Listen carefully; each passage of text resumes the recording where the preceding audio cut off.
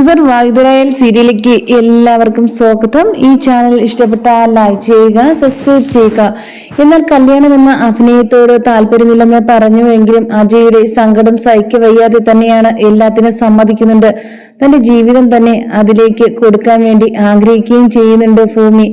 കാണാൻ തുടങ്ങിയ ദിവസം മുതൽ നല്ലൊരു ഇഷ്ടം തോന്നുന്നുണ്ട്, ഒരു അടുപ്പം തോന്നിയ ഒരാളാണ് എനിക്ക് അജയ് സാർ. അതുകൊണ്ട് തന്നെയാണ് ഞാൻ ഇതില് സമ്മതിക്കുകയും ചെയ്യുന്നത് എന്നൊക്കെ പറഞ്ഞ് കല്യാണം കഴിക്കുമ്പോൾ വരെയും അങ്ങനെയുള്ള ചിന്തകളായിരുന്നു. പക്ഷെ അത് കഴിഞ്ഞു വരുമ്പോൾ അജയുടെ അടുത്ത് ഇഷ്ടം തോന്നുകയും ചെയ്യുന്നുണ്ട് ഭൂമിക്ക്. എന്നാൽ ഇതൊന്നും അജയ് അറിയുന്നില്ല. അജയ് ആണെങ്കിൽ തന്റെ സ്നേഹിക്കുന്ന ഒരു കുട്ടിയുണ്ട് നൈന, അവക്ക് വേണ്ടി തന്നെയാണ് ഇതെല്ലാം ചെയ്യുന്നത്. പക്ഷെ അജയ് ചിന്തിക്കുന്നുണ്ട്, ഞാൻ ഇതൊക്കെ അവക്ക് വേണ്ടി ചെയ്തിട്ടും അവൾ ഇതൊന്നും മനസ്സിലാക്കുന്നില്ല. അവൾ ഇത് അറിഞ്ഞു കഴിഞ്ഞാൽ എന്നെ ഏത് രീതിയിലാ എടുക്കുക എന്നൊന്നും അറിയില്ല എന്നൊക്കെ മനസ്സുകൊണ്ട് ചിന്തിക്കുകയും ചെയ്യുന്നുണ്ട് അജയ്. അങ്ങനെ ഭൂമിയുടെ അടുത്ത് പറയുന്നുണ്ട്, നൈന എന്റെ ഒരു സ്വപ്നത്തിലെ നായിക തന്നെയാ. ഞാൻ അവക്ക് വേണ്ടി എന്തെല്ലാം ചെയ്തെന്നറിയാവോ? അവക്ക് വേണ്ടി മാത്രമായിട്ടാ ഞങ്ങളൊരു പള്ളിയിൽ നിന്ന് മോതിരം വരെ മാറിയതാ. പക്ഷെ രണ്ടാമതും അഞ്ജനയുടെ കയ്യിൽ ഞാൻ മാല ചാർത്തി മുമ്പേ തന്നെ അവക്കാദ്യം ഞാൻ ചാർത്തിയത് കയ്യിൽ മോതിരമാ. അതുമാത്രം എനിക്ക് ആലോചിക്കുമ്പം അത് വിഷമമുള്ള ഒരു കാര്യം തന്നെയാ.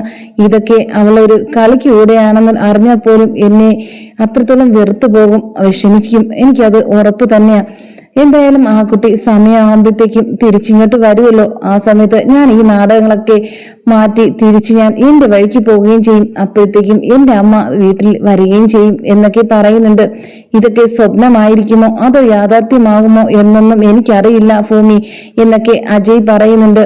എനിക്ക് മുത്തശ്ശിയുടെ അടുത്ത് ഭയങ്കര സ്നേഹമുണ്ട്. അത് മാത്രമല്ല ഈ കുടുംബത്തോടും ഭവാനിയുടെ അടുത്തും അതുപോലെ തന്നെ അഞ്ജനയുടെ അടുത്തും എനിക്ക് ആ രീതിയിൽ കാണാൻ കഴിയില്ല. ന്റെ മരണത്തിന് കാരണക്കാരായവരിൽ എനിക്ക് ഇവരുമുണ്ടെന്ന് എനിക്ക് സംശയം മാത്രമല്ല. എന്റെ വീട്ടില് എന്തിനാ ഒരു കമാൽ എന്ന് പറഞ്ഞ അയാളെ കൂടെ ഇവൾ വരാൻ വേണ്ടി കാരണം? അന്നു മുതൽ എനിക്ക് ദേഷ്യമോ, എനിക്ക് നല്ലൊരു ബഹുമാനം ഉണ്ടായിരുന്നു. ഇവളെന്ന് ഞാൻ ഇനി വിളിക്കത്തുള്ളൂ. അത്രയ്ക്ക് എനിക്ക് വെറുപ്പ് ആ ഭവാനിന്റെ അടുത്ത്.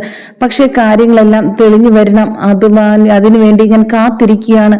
എങ്കിൽ മാത്രമേ എന്റെ അച്ഛനെ കൊന്നത് എന്തിനാണ്, ആരാണ് എന്നൊക്കെ തെളിവ് സഹിതം എനിക്ക് കണ്ടുപിടിക്കാൻ സാധിക്കുകയുള്ളൂ. അതിനൊക്കെ ഞാനില്ലേ ഭൂമി, ഇനി ഒന്നുകൊണ്ടും പേടിക്കണ്ട. എല്ലാത്തിനും തെളിവുകൾ നമുക്ക് ഒരുമിച്ച് നമുക്ക് കണ്ടെത്താം എന്നൊക്കെ പറയുന്നുണ്ട്. എന്നാൽ ആദ്യം അംബികയെ ഇറക്കണം. അതിനു വേണ്ടിയുള്ള എല്ലാ കാര്യങ്ങളും ഞാൻ ചെയ്യുന്നുണ്ട്. അതെല്ലാം ഞാൻ അവന്റെ അടുത്ത് പറഞ്ഞിട്ടുമുണ്ട് എന്നൊക്കെ അജയ് ഭൂമിയുടെ അടുത്ത് പറയുന്നുണ്ട്. എന്നാൽ അമ്മ എന്റെ അടുത്ത് പറഞ്ഞ കുറെ സത്യങ്ങളുണ്ട്. ആ സത്യങ്ങൾ എന്താണെന്ന് നിങ്ങൾക്കറിയില്ല എങ്കിലും എനിക്ക് നല്ലതുപോലെ അറിയാം. ഒരു ചരിത്രം പണ്ടത്തെ നോക്കുകയാണെങ്കിൽ ഇന്ന് എന്റെ പുതിയ അച്ഛനും അമ്മയും അന്വേഷിക്കാനാ പറയുന്നേ. ഇതൊക്കെ കേട്ടുകൊണ്ട് തന്നെ ഞാൻ ചങ്ങ് തകർന്ന എന്റെ വീട്ടിലേക്ക് തിരിച്ചു വന്നത്. പക്ഷെ മനസ്സുകൊണ്ട് തന്നെയാ എന്റെ അച്ഛനും അമ്മയായിട്ട് ഞാൻ അംഗീകരിച്ചതും കണ്ടു തുടങ്ങിയതും. അംബികയും അതുപോലെ തന്നെ അച്യുതനെയോ അതെനിക്ക് മറക്കാൻ കഴിയില്ല. ആരൊക്കെ എന്തൊക്കെ തള്ളിക്കളഞ്ഞിരുന്നാലും എനിക്ക് അവരാ വലുത്. അവര് തന്നെയാ എന്റെ എല്ലാം, എന്റെ ലോകം. അതുകൊണ്ട് എന്നെ അമ്മ എങ്ങനെയെങ്കിലും ഇറക്കാൻ വേണ്ടി സഹായിക്കണം എന്നൊക്കെ പറയുന്നുണ്ട് ഭൂമി അജയുടെ അടുത്ത്. അങ്ങനെ എല്ലാവരും കൂടി സംസാരിച്ചുകൊണ്ടിരിക്കുന്ന സമയത്താണ് പക്ഷെ ഇവർ പുറത്ത് നിൽക്കുന്നത് കൊണ്ട് അഞ്ജനയും ഭവാനിയും പുറത്തേക്ക് വരുന്നില്ല. എന്തുകൊണ്ടോന്നൊന്നും അറിയില്ല. അവരങ്ങ് സംസാരിക്കട്ടെ, അവളെ ഞാൻ ഒതുക്കും എന്നൊക്കെ ചിന്തിക്കുന്നുണ്ട് അഞ്ജന. എന്നിട്ട് അഞ്ജന പറയുക, കല്യാണം കഴിഞ്ഞിട്ട് അവളാണെങ്കിൽ അവന്റെ കൂടെ നടക്കുകയുള്ളൂ. എന്നാൽ ഒറ്റയ്ക്ക് എനിക്ക് കിട്ടുന്നില്ല. എങ്കിലേ എനിക്ക് അവളുടെ അടുത്ത് പ്രതികാരം കാണിക്കാൻ പറ്റുള്ളൂ എന്ന് ഭവാനിയുടെ അടുത്ത് അഞ്ജന പറയുന്നുണ്ട്. ആ സമയത്ത് അജയുടെ അമ്മ അടുത്തേക്ക് വരുന്നുണ്ട്. വന്നിട്ട് ചോദിക്കുക, നിനക്ക് ഇത്രത്തോളം ഒരു വലിയ തെറ്റ് ചെയ്തിട്ടും കുടുംബത്തിൽ ഇത്രത്തോളം ഒരു വിഷമം നടന്നു പോയിട്ട് നിനക്ക് ഒരു ദുഃഖവും ഇല്ലല്ലോ? നിനക്ക് നിന്റെ കാര്യം മാത്രം വലുത് എന്നൊക്കെ പറയുന്നുണ്ട് അജയുടെ അമ്മ. എനിക്ക് വിഷമമുണ്ട്, പക്ഷെ എല്ലാം എനിക്ക് വേണ്ടി, എന്റെ ജീവിതത്തിന് എന്നെ സ്നേഹിക്കുന്ന പെണ്ണിന് വേണ്ടിയാ ഞാൻ ഇതൊക്കെ ചെയ്തത്. പക്ഷെ നേരത്തെയെങ്കിലും തുറന്നു പറഞ്ഞിരുന്നെങ്കിൽ ഇങ്ങനെയൊന്നും വരില്ലായിരുന്നല്ലോ. ഇങ്ങനെ ഒരു നാടകം കളിച്ച് ഒരു എൻഗേജ്മെന്റ് എന്ന രീതിയും കൊണ്ടുവന്ന് അവളുടെ കയ്യിൽ നീ മോതിരമൊക്കെ മാറിയതല്ലേ? വീണ്ടും രണ്ടാമതും പ്രാവശ്യം മുത്തശ്ശി ഇവിടുന്ന് പോകാൻ ഒരുങ്ങിയപ്പോഴത്തേക്കും നീ വീണ്ടും നമ്മളെ പറ്റിച്ച് നാടകം കളിച്ച് വീണ്ടും മോതിരം അണിയിച്ചു. എന്നിട്ടും എന്തിനാ? വീണ്ടും ഒരു കാര്യം നീ ചെയ്തു. വീണ്ടും അവളെ വേണ്ടെന്ന് നീ വെച്ചു. എന്നിട്ടും അവൾ ഇന്ന് നീ വീട്ടിലുണ്ടെങ്കിലും നമ്മൾ പറഞ്ഞിട്ടാ നിൽക്കുന്നത് തന്നെയാ. പക്ഷേ നീ അവരുടെ ചെയ്ത ചതി ഒരിക്കലും മറക്കില്ല. അച്ഛനില്ലാതെ വളർന്നതാ. ആ ഒരു സ്നേഹം കൊടുത്ത എല്ലാവരും ഒന്നും അറിയിക്കാതെ നോക്കി വളർത്തിയത്. ഇത്രത്തോളം ആ കുട്ടി ദുഃഖിക്കുന്നുണ്ടെങ്കിൽ നിന്നെ ആലോചിച്ച് മാത്രമാ ഇനി ഒരു കല്യാണം വേണ്ടെന്ന് പറഞ്ഞ അവൾ നിൽക്കുന്നത്. എത്രയായിരുന്നാലും നീ മാത്രമേ ഉള്ളൂ അവളെ ജീവിതത്തിലെന്ന് പറയുന്ന എത്ര കുട്ടികളുണ്ട് ഇന്നത്തെ കാലത്ത്. അത്രത്തോളം നിന്നെ ജീവനായിരുന്നില്ലേ എന്നൊക്കെ അജയുടെ അമ്മ പറയുന്നുണ്ട്. എന്തൊക്കെ ജീവനായിരുന്നാലും എന്നെ സ്നേഹിക്കുന്നവരുണ്ട്, ജീവനോടെ സ്നേഹിക്കുന്നവര്. ഞാനും തിരിച്ചും ആ ഒരു സ്നേഹം കണ്ടില്ല എന്ന് നടിക്കരുത് അമ്മ. നമുക്കൊരു ജീവിതമേ ഉള്ളൂ, അത് ഇഷ്ടപ്പെട്ടവരടുത്ത് ജീവിക്കണം. അതാ ഏറ്റവും നല്ലത്. അല്ലാതെ കരഞ്ഞു വിളിച്ചും കൂടെ ജീവിച്ചിട്ട് ഒരു കാര്യവുമില്ല. എപ്പോഴും വഴക്കും ഒക്കെ ആയിട്ട് കഴിഞ്ഞിട്ട് എന്താ പ്രയോജനം? സ്നേഹത്തോടെ കഴിയണം, അത് ഇഷ്ടപ്പെട്ട ഒരാളെ കൂടെ. അത് മാത്രമേ ഞാൻ ചിന്തിക്കുന്നുള്ളൂ. ഈ ഒരു സമയത്ത് കുറച്ച് വിഷമം അനുഭവിച്ചാലും കുഴപ്പമില്ല, സന്തോഷത്തിന് വേണ്ടി ആയിരിക്കും എന്ന് എനിക്ക് ഉറപ്പാണ് അമ്മേ. അതുകൊണ്ട് മാത്രമാ. അതുകൊണ്ട് എന്റെ അമ്മ പോലും എന്നെ കുറ്റപ്പെടുത്തരുത്, എനിക്കത് ഇഷ്ടമല്ല എന്നൊക്കെ അജയുടെ അമ്മയുടെ അടുത്ത് അജയ് പറയുന്നുണ്ട്. ഇത് കണ്ട ഉടനെ തന്നെ അവിടെ മുത്തശ്ശി വരുന്നുണ്ട്. എനിക്ക് നിന്റെ ന്യായീകരണങ്ങൾ ഒന്നും കാണണ്ട, കേൾക്കുകയും വേണ്ട. ഭൂമി എന്റെ മകളാ. ഭൂമിക്ക് വേണ്ടി ഞാൻ എല്ലാ സ്നേഹവും ഞാൻ അവക്ക് വേണ്ടി കൊടുക്കും. അച്ഛനും ഇല്ലാത്ത കുട്ടിയാ. അത് മാത്രമല്ല ഇപ്പോൾ അമ്മയാണെങ്കിൽ ജയിലിലും. പക്ഷെ അവളടുത്ത് എനിക്കൊരു സഹതാപവും സ്നേഹവും എല്ലാം ഉണ്ട്. പക്ഷെ നീ അത് മുതലെടുക്കരുത്.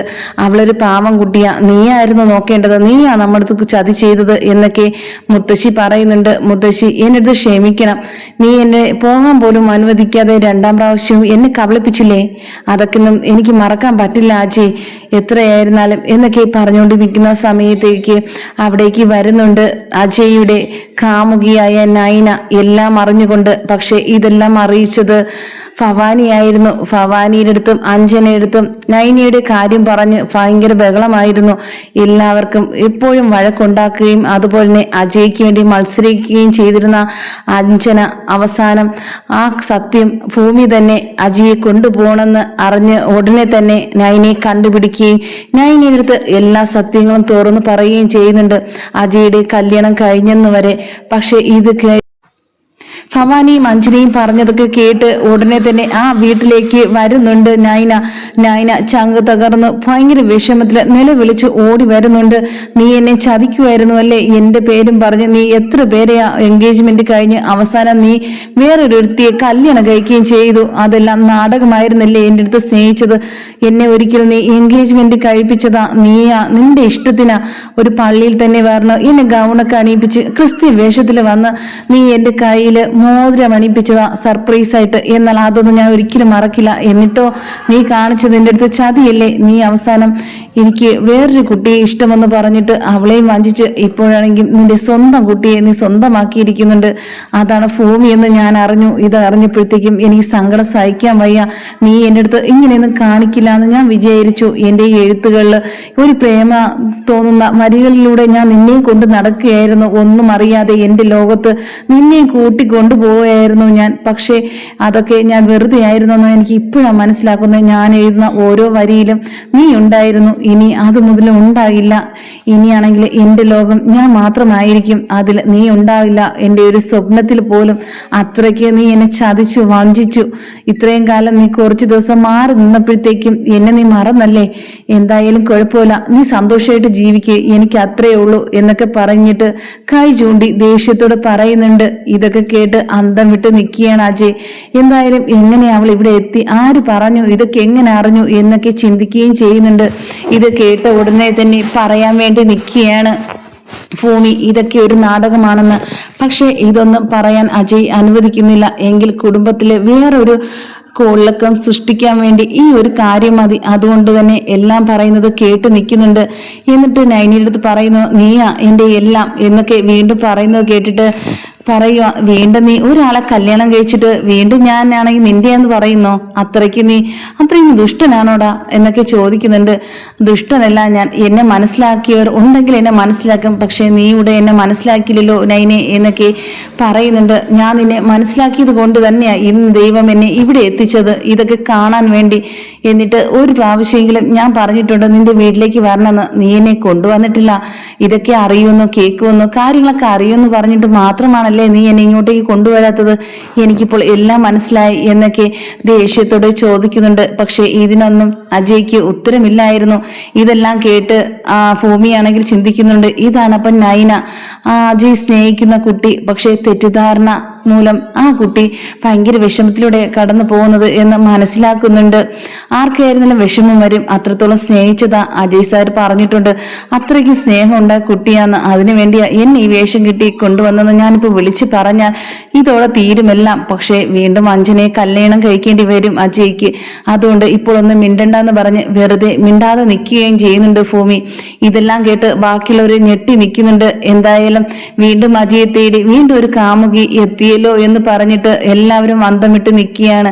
ആ സമയത്ത് ഭവാനി പറയുന്നുണ്ട്, കണ്ടോ എത്ര പേരെ അവനെ വഞ്ചിച്ചത്, ഇപ്പോൾ ഇനി ഓരോരുത്തരായിട്ട് ഇനി വരുന്നത് നമുക്ക് കാണാം എന്നൊക്കെ പറഞ്ഞ് അജയെ കളിയാക്കുകയും ചെയ്യുന്നുണ്ട്. ഇത് കേട്ടതും മുത്തശ്ശി പറയുക, ഇത്രയും കുട്ടികളെ നീ സ്നേഹിച്ച് വഞ്ചിച്ചു നൈന, ഇത് എപ്പോഴാ എന്നെ പോലും ഒരു വിളി പോലും വിളിക്കാതെ ഇങ്ങോട്ട് വരണമെങ്കിൽ ഇതിനെല്ലാം പിന്നില് ഭവാനിയും അഞ്ജനയും ആയിരിക്കുമെന്ന് പറഞ്ഞ് ദേഷ്യത്തില് അവരെ നോക്കുന്നുണ്ട്. അവരാണെങ്കിൽ ഒന്നാമത് അവൾ വന്നതിന്റെ ആ ഒരു ദേഷ്യവും, അത് മാത്രമല്ല ഭൂമിയെ സ്വന്തമാക്കിയുള്ള എല്ലാ കലിയും ഇതോടെ തീർത്തിരിക്കുക. എന്തു പറയണമെന്ന് എനിക്കൊന്നും അറിയില്ലല്ലോ എന്നൊക്കെ ആലോചിച്ചുകൊണ്ട് നിൽക്കുമ്പോഴത്തേക്കും വീണ്ടും നൈന പറയുന്നുണ്ട്, നീ ഇനി എന്നെ വിളിക്കുകയോ, അത് മാത്രമല്ല ഞാൻ നൈന എന്ന പേര് പോലും നീ മറക്കണം. ഇനി എന്റെ ബേക്കിൽ നീ വരരുത്. ഇനി നീ വരില്ലെന്ന് എനിക്കറിയാം. നിനക്ക് കല്യാണം കഴിഞ്ഞെന്നും എനിക്കറിയാം. പക്ഷേ നിന്റെ സ്വപ്നങ്ങളാ ഞാൻ കണ്ടിരുന്നത്. അതെല്ലാം ഇപ്പൊ വെറുതെ ആയിരുന്നു ആലോചിക്കുമ്പോൾ എനിക്ക് വിഷമമുണ്ട് അജയ്. ഇനി നമ്മൾ തമ്മിൽ കാണില്ല. ഇന്ന് അവസാനമാ കാണുന്നത് എന്നൊക്കെ പറഞ്ഞിട്ട്, എന്നാലും നിനക്ക് എങ്ങനെ തോന്നി എന്നെ ചതിക്കാൻ വേണ്ടി? നീ എന്നെ സ്നേഹം കൊണ്ട് മൂടുക എന്നാ ഞാൻ വിചാരിച്ചത്. പക്ഷെ എന്നെ സ്നേഹം കൊണ്ട് നീ ചതിക്കുകയായിരുന്നെന്ന് എനിക്ക് മനസ്സിലായില്ല അജയ് എന്നൊക്കെ കരഞ്ഞുകൊണ്ട് പറയുന്നുണ്ട്. പക്ഷെ ഇതൊന്നും എന്ത് പറയണമെന്നറിയാതെ അജയ് നിൽക്കുകയാണ് വിഷമത്തോടെ. ഇതെല്ലാം കണ്ടിട്ട് ഭൂമിക്കും എന്ത് പറയണമെന്നറിയാതെ നിൽക്കുക. ഇതെല്ലാം ആലോചിച്ച് നിൽക്കുകയാണ് ഭവാനി. ഇനിയും ഇത് തന്നെ എന്തെങ്കിലും നടക്കട്ടെ, എങ്കിലേ ഇവൻ പഠിക്കുള്ളൂ. എന്റെ മോളെ ചതിച്ചില്ലേ, നാണം കെടുത്തിയില്ലേ, അതിന് അവന് കൊടുത്തൊരു വേദനയാ ഞാൻ. എല്ലാം സത്യനാരായണനെ വിളിച്ച് പറയുന്നുണ്ട് മുത്തശ്ശി. ഓരോരോ വഴിയിലൂടെ ഓരോരോ അനർത്ഥങ്ങളാണല്ലോ വന്ന് ഭവിക്കുന്നത്. വീണ്ടും നമ്മുടെ വീട്ടില് ഒരു കുട്ടി കരഞ്ഞുകൊണ്ട് വന്ന് കയറിയിരിക്കുന്നു. അത് അവൻ ചതിച്ചെന്ന് പറഞ്ഞിട്ട് എത്ര പേരെ ഇവ സ്നേഹിച്ചത്. പക്ഷേ ഭൂമിയെ സ്നേഹിച്ചെന്ന് പോലും നമ്മൾ അറിഞ്ഞിരുന്നില്ല. അവസാനം നമ്മൾ വിചാരിക്കാത്ത ആളെയാ അവൻ കല്യാണം കഴിച്ചതും. ഇതുവഴി എനിക്ക് എന്താ മനസ്സിലാവുന്നത് പോലും മനസ്സിലാവുന്നില്ല. എനിക്ക് അജയുടെ സ്വഭാവം ഇതുവരെ പിടി കിട്ടിയിട്ടുമില്ല. നിനക്കോ എന്നൊക്കെ സത്യനാരായണനോട് ചോദിക്കുന്നുണ്ട്. എനിക്കും അതുപോലെ തന്നെ അജയ് ഇങ്ങനെയൊന്നും ആയിരുന്നില്ല. പക്ഷെ എത്ര പേരുടെ കണ്ണീര ഈ കുടുംബത്തിൽ വീണിരിക്കുന്നത് അവൻ കാരണം. അതിനെ എങ്ങനെയാ തീരുന്നതെന്നും എനിക്കറിയില്ലല്ലോ എന്നൊക്കെ പറഞ്ഞ് കരയുന്നുണ്ട്.